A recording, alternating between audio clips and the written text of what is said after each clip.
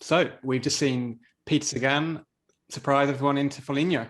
It's kind of nice. I find it's like poetic justice when Bora work all day for that outcome and he pulls it off at the end, having missed out earlier on in the race. What did you make of it, Joe? It was a Bora show today, really was. I mean, they attacked on the climbs, really pushed Groenewegen, Malia out the back immediately. Nizzolo, I think, was the man they wanted out the back, and he almost clung onto the group and was out just at the top in the final kilometre of that climb. And yeah, they pressed on all day, following the climb as well. And it was awesome to see Peter Sagan finish the job off against the likes of Gaviria, who on paper you may say he's outmatched nowadays, Peter Sagan, but a really nice lead out and a dominant sprint, you have to say, from Sagan. Amy, are you a Sagan fan? Back in the day when he was pinching podium girls' bums, not so much. But I think he's redeemed himself. He's a character, you know, he does so much for the sport. He's kind of transcended it. He's so well known and he's got such yeah. I was glad to see him win today. Yeah. Yeah.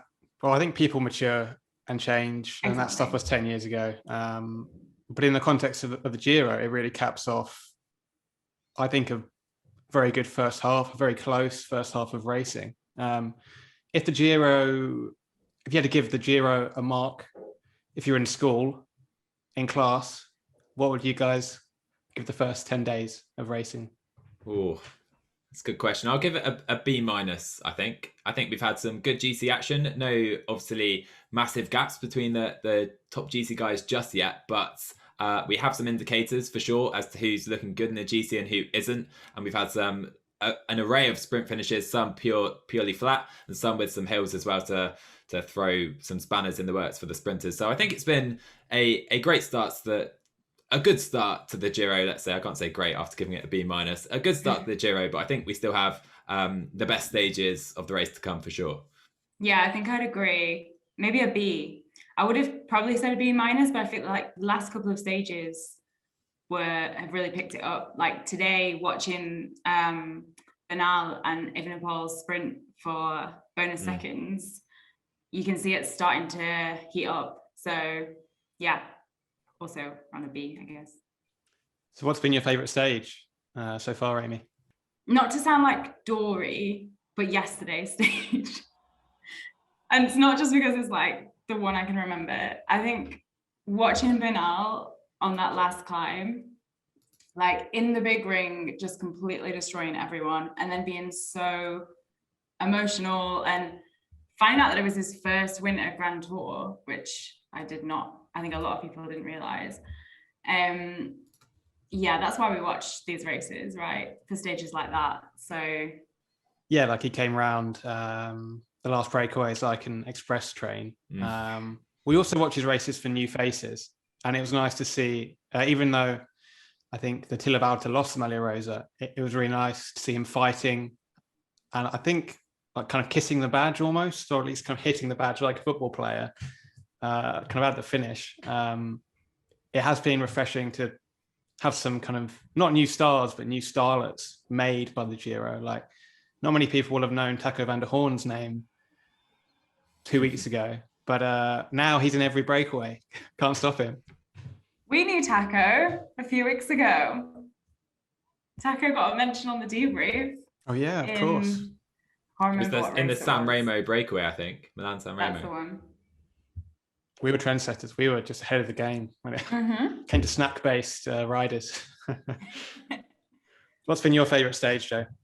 Well, on the topic of Taco, it's hard to see past that one for me. The stage 3, I think it looked like for all the world that the breakaway would be caught and we would see Bora finish the job off there and maybe see Sagan get his first win of this year's race. But it was great to see Taco just about hold on, and the image of Taco celebrating just as you see the sprinters cresting the hill behind, I think was spectacular to me. Just about pipping, I think, the following day, stage 4 to Sestela, which was in almost apocalyptic conditions, you could say. And that was really where the GC battle kicked off, I think, at this Giro. That was also a great stage, but I'll go for stage 3 and Taco's win. You've hit the nail on the head there. That's one of my favorite things in cycling, when a breakaway who doesn't expect to win comes into shot with a bunch just behind him. So it happens mainly reliably in Milan-San Remo, but it's just also someone from probably the smallest team at the whole race. Well, one of the smallest teams, apart from some of the Italian Pro Contis, doing that against the odds. That's been really nice to see too, that we've had, you've got to say, minor teams compared to the big shots, to the four, like Groupama, FDJ, would not have come here expecting 3-4 days in the Maglia Rosa. AG Tour have the Mountains jersey with Jeffrey Bouchard. Tim Merlier are winning the first big bunch sprint for Alpecin Phoenix in their first Grand Tour. Like, it's a really good balance kind of we've had between the usual suspects, Filippo Ganna and now Egan Bernal in the Maglia Rosa, and even Caleb Ewan, of course, really dominating the sprints after Merlier. It's just been a really good mix. And speaking of Ewan, what do we think of him pulling out of the race with an injury after 8 days? Because it's kind of caught some flack on social media in some quarters. I think, obviously, we expected him to DNF the race. I think that was a given before. He said he wants to go to all 3 Grand Tours this season. He's not going to ride through all the mountains in the final week where there's no real chances for the sprinters. So we expected him to DNF. I think it's slightly earlier than people expected. I think most expected him to at least get to the first rest day, which obviously he hasn't. But, he was dominant on stage 5 and 7 in his wins. He'd have been the massive favourite again today had he been at the finish, of course. So I feel... if he was okay to carry on, he would have done. Yeah, I think a lot's been made of this. But I think the thing that's winding people up maybe is that he said at the start that he was going to do this. And maybe some people don't like that. I don't know. But it is, we're used to sprinters doing this in Grand Tours. But yeah, Joe, like you say, maybe it's because it's so early on, but he does have a knee injury. I haven't seen it, but apparently his knee was quite swollen. He's not just lying about it, I don't think. And the Giro isn't like the Tour where the sprinters have got the Champs-Elysees to look forward to kind of win some again. It's fine, if we were being realistic, because he probably wouldn't have stayed in the bunch for today's stage to Foligno, which Sagan won. Mm-hmm. He probably only had one more stage he could have won. I think stage 13 goes to Verona, that's flat. Then he'd probably pulled out anyway before Montes-Oncolan. So even if he hadn't had an injury, who are we to say, you should have stayed in? If that is his target to win stages in all three Grand Tours, then he simply cannot finish all 3 Grand Tours. It doesn't make sense. Plus he's already got 2 stages, so job done. It's just a talking point that's been blown out of all proportion, really. Not helped by Eddie Merckx and his column, stoking fire. But anyway, that's the thing, right? It's like a purist's argument of he needs to finish because otherwise it's disrespectful. Or I think the way cycling is now, it's doing more for his team and his sponsors. That he's won 2 stages here, and if he goes on to then win stages in the Tour and the Vuelta, that's doing way more for his team than just hacking around Italy for the next 2 weeks and in the Gruppetto.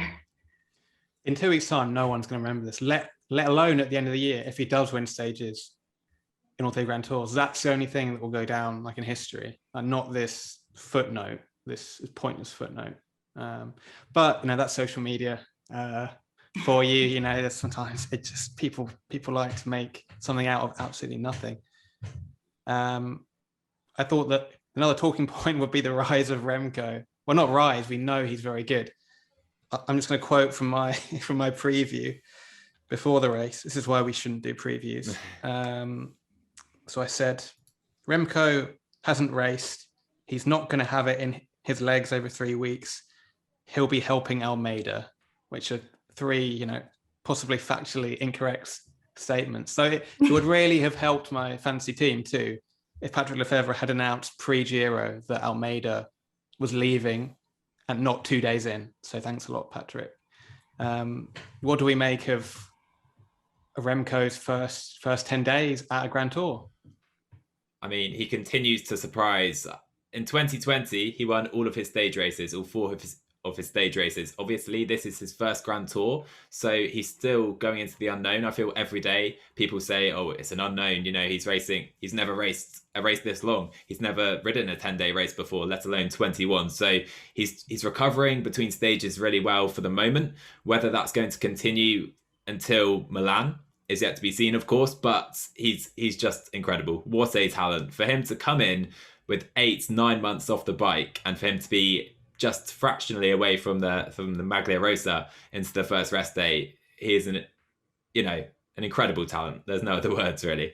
Yeah, it'll be interesting to see how he responds after the rest day. I guess having never raced for this long before, it'll be interesting to see how he comes back after the rest day, if that's affected him at all. But I mean, the way he's going, it's probably not going to.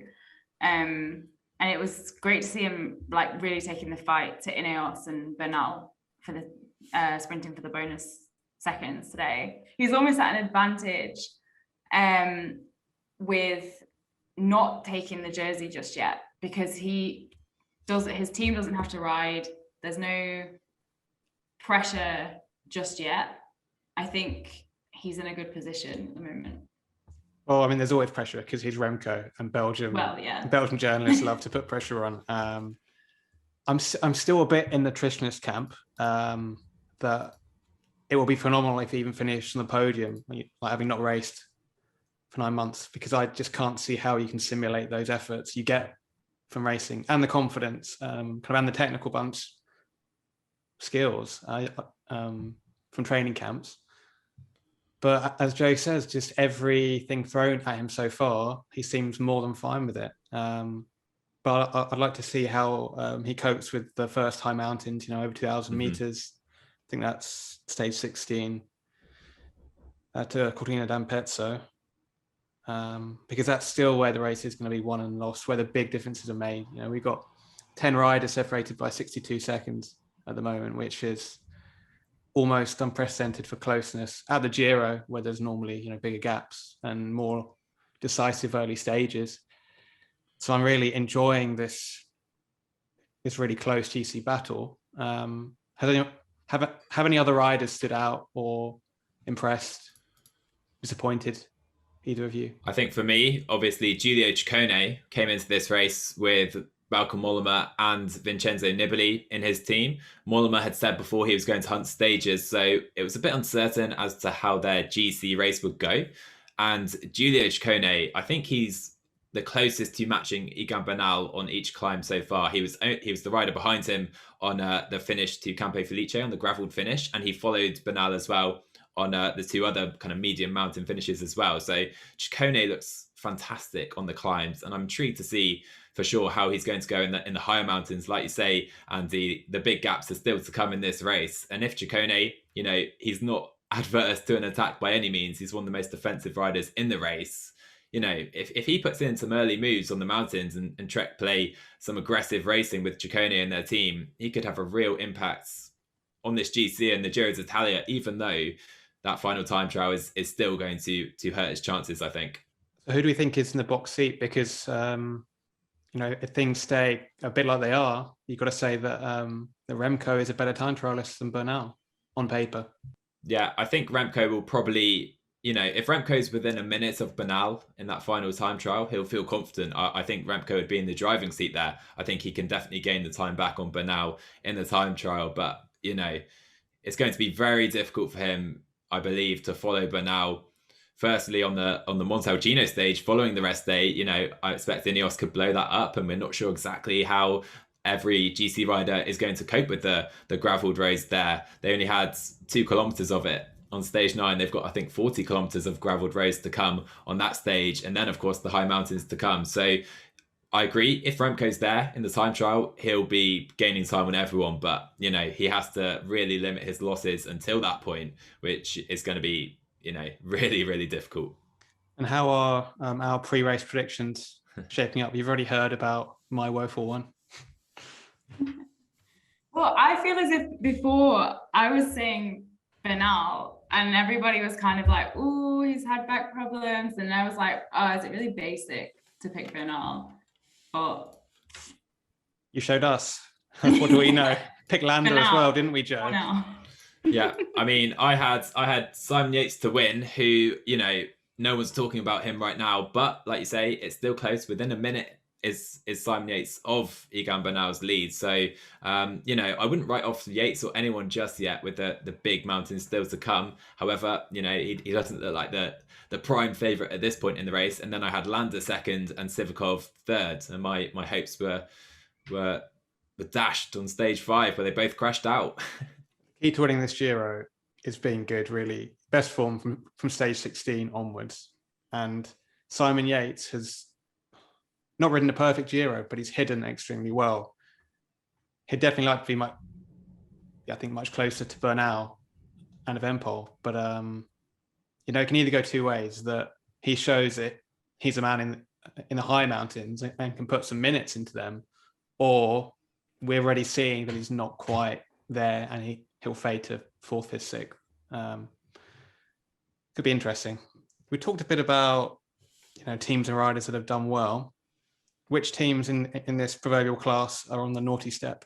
Well, I think for me, probably Jumbo-Visma have had a disappointing race. They started well with Affini and Tobias Foss on the podium at the first stage. They looked great there. George Bennett didn't have the worst time trial in the world, but we soon saw him drop away. You know, George Bennett, given the chance to lead a Grand Tour, he rarely gets that in the Jumbo-Visma squad nowadays, with, of course, Roglic, to Milan. Now he's making his comeback. We've got guys like Jonas Vingegaard coming up, even Wout van Aert maybe leading a Grand Tour. You never know, but, you know, he really fell away, and it was quite disappointing for Bennett. Tobias Foss is still fighting. I think he's been within a few minutes of the lead, but I think Jumbo-Visma will be probably slightly disappointed with their Giro so far. Yeah, I mean, it's a fair point. Like, I put down the Team UAE Emirates lead out. Because, of course, Dombrowski had a really nice stage win for someone who's often been up there in breakaways. That was really good to see. But the Milano-Gaviria tandem is just not clicking. Like, there's, of course, it's very easy for me to say that sat here in London, having never been in a 70 kmh sprint, but there's been a few problems. And even today, Milano gave the perfect lead out to Peter Sagan, not his teammate Gaviria. So I'm sure they're working on it, and they'll probably get it right. Hopefully by the end of the Giro, that would be nice to see. Amy, is there anyone who must try harder, team or rider-wise, in your opinion? We haven't seen a whole lot of DSM. Yeah, I think it might be coming. With Romain Bardet is doing the Bardet thing of lurking about 10th, 11th, losing a bit of time, but not too much. Jai Hindley will probably be disappointed, you know, compared to last year where he was absolutely on it. Yeah, I think Hindley said he might be feeling a little ill. So I'm not sure exactly what's going on with Hindley, but clearly not at his best. Although I will say he did lose time early in the Giro last year, so it's not over till it's over with the high mountains to come. But yeah, he's not quite at it for some reason, and you know, he said he's complained, I think, of some kind of illness. I'm not sure exactly what he's suffering from though. But yeah, Bardet's still up there or thereabouts in the GC, but they've been very quiet, like you say. So what are we going to see in the next week of racing? We have a Strade Bianche stage, really, in Tuscany, stage 11 to Montalcino, where scattered showers are forecast. Ooh. We've got the Zoncolan on stage 14, which is just a horrible mountain, so steep. It's guaranteed to cause some differences. And then stage 16 goes over 3 climbs in, I think the Dolomite Circle of Death is what it's called. The Passo Fadaya, Pordoi, and Jiao on the way into Cortina d'Ampezzo. This is getting serious now. So let's hear some predictions. No pressure. After you, Amy. I think stage 11, I think stage 11 could be really decisive. There's the potential for things like mechanicals or punctures, whatever, to cause a lot of problems. It's the kind of thing that you can't really account for as a GC rider. And cars are going to have trouble getting up to riders. on the gravel sections if it happens there. So yeah, I think that Montalcino stage is going to be unreal. I think that's my only prediction from the original Giro preview that may stand to be correct at this point, because I'm really looking forward to that stage. We're going to have, I think we'll see some riders lose the Giro d'Italia in the GC battle on that stage. I really do. I think we'll see massive time gaps. Some riders struggling on the gravel more than expected. And yeah, it's going to be absolute carnage. So I cannot wait for that for sure. I'd be scared of the Ineos Grenadiers on that stage. You know, Gianni Moscon on those gravel sectors is going to be, you know, dangerous, with Ganna as well, pulling for Bernal. You know, I think it's going to be really difficult for all the GC guys that aren't in a Ineos Grenadiers jersey there. And yeah, you mentioned the stage 16. I think that features the Cima copy of this year's Giro, the highest point of the race. And I think we could see some great racing there as well. Multiple high peaks. And I think we'll see some early attacks as well. You know, maybe by Ciccone. Let's see what Ciccone has there. He's got to try and gain time at some point in the mountains. And why not? Maybe an early Ciccone attack on stage 16. We'll see. Maybe Vincenzo Nibali is just riding himself perfectly into form at the semi-old age of 35, 36. And he could bounce back and delight the Tifosi with a last kind of hurrah. I just want to see some close racing, really. Like, it's really poised nicely. So it should be fascinating. Hugh Carthy has been riding a quiet but very consistent race so far. Yeah, he's right there. He's right there again. Maybe a rider who'll be suited to the high mountains. Also a rider, Bahrain victorious. They lost Mikel Landa, but Damiano Caruso, you know, he stepped right into his shoes as GC leader. He's doing a great race so far. We saw him on the offensive as well on stage 9 early on. Obviously, that move for Bahrain didn't pay off in the end. But, you know, Caruso, he can't be written off at all. And he's a name you wouldn't have written down among the main GC contenders, at least, for certain, at the start of the race. Formula Good with it. is looking pretty good too. I mean, he probably won't do great things, but could be top 10. That'll be a real result. Let's end with some random Giro thoughts. You know, what have we noticed?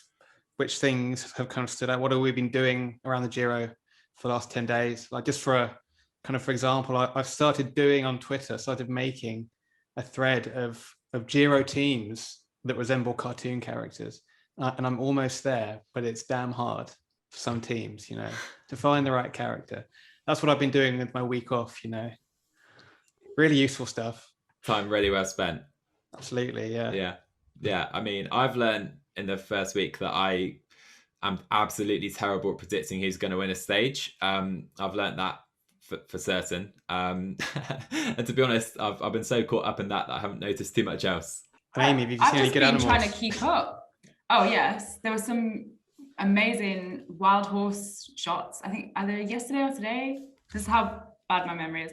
I've just been trying to keep up. I haven't had time to think of any extra things. It's a full-time job. That's fine. There's still time to do pointless things like I'm doing, so don't worry. still half a race to do that. I think that's it from us. I think we'll be back for a pre-rest day 2 debrief to talk about the next week's exciting racing. But till then, like and subscribe. See you soon.